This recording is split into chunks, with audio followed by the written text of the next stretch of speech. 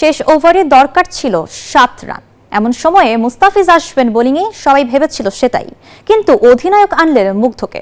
হাত থেকে ফসকে গেল ম্যাচটাও। শুক্রবার রাতে অদম্য টি-20 কাপে দুর্বার ও ধূমকেতুর ম্যাচে ঘটেছে এমন ঘটনা, জানিয়ে চলছে তুমুল আলোচনা সমালোচনা।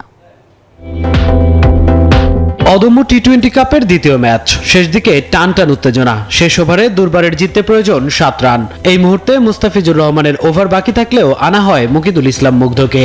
লিটন দাসের এই সিদ্ধান্ত সবাইকে চমকে দেয়। 3 বল বাকি থাকতেই 2 উইকেটে হেরেছে তারা। ফিজকে শেষ ওভারে বোলিংয়ে না আনার ব্যাখ্যা দিয়েছেন ধূমকেতুর সহকারী কোচ মোহাম্মদ আশরাফুল।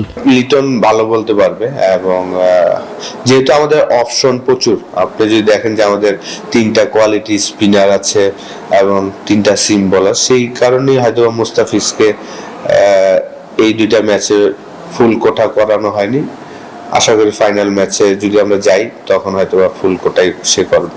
যুক্তরাষ্ট্রের 1 নম্বর জিম চেইন গোল্ড জিম এখন আবারও বাংলাদেশে। বসুন্ধরা আবাসিক এলাকা ও বসুন্ধরা সিটি শপিং মলে নুরুল হাসান সোহানের ঝড়ো ব্যাটিংয়ে দুর্বারের এই জয় এসেছে, তবে পুরো কৃতিত্ব দলকেই দিলেন সোহান।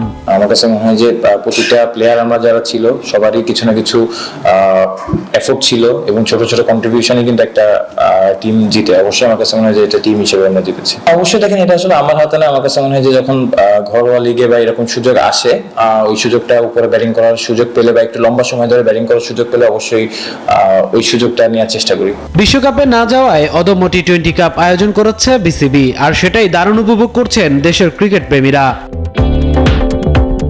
বামনুর রহমান, নিউজ 24।